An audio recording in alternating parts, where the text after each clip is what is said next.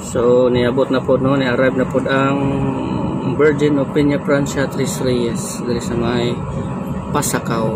Loaded siya og mga rolling cargos and passenger. So kusog ang iyang kuan.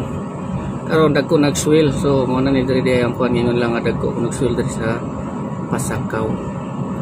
So mo ni siya si Virgin Tres Reyes, Virgin Peña Francia Tres Reyes, Star Horse Shipping Lines. So nana siya diri, dool-dool na siya ang kuan karon, dili pa datong niagi nga medyo layo-layo siya karon, dool-dool na siya. Tapos medyo nilandong na panahon ron, no? Murag kaulan nun siya dili, no? Si LNB Virgin Peña Francia Tres Reyes, mo ni diri nga may mga pasahero ready to disembark na, no? Ready na sila, excited na ata to sila, gikan na sila sa Bordes Island. So nahinay na siya og swing approach dito sa may rampahan, sa may causeway sa Pasakaw Port of Pasakaw. Welcome to Port of Pasakaw. So Peña Francia, Virgin of Peña Francia, Star Horse Lines. Ayan. So napas lang mga email, www.isisli.com.ph, no? So lang website nila sa email ang tawag niya, yung website.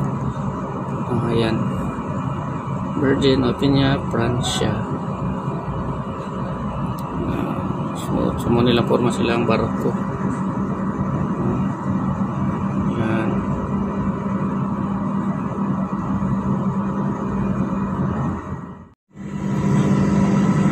Okay, doon na sila sa rampahan. Shortcut siya, no? Kaya ang hangin paingon dito sa may bukid. So mayon yang approach, no?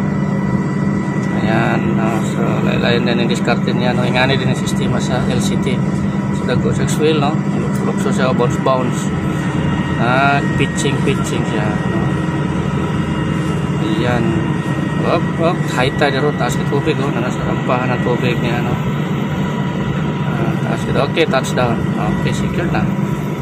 Wala, basta nga na ganyan mo touchdown na siya, wala na, secure na siya. Sangya lang nga ni si pivot niya dito, doon niya po pa to starboard para ma-plastar, no? Tapos secure na, switch wheel gani siya, rolling siya, no? So mo na siyang epekto dari sa Pasakaw. So karon dagom na siya, lain ang panahon, no? Mit siya.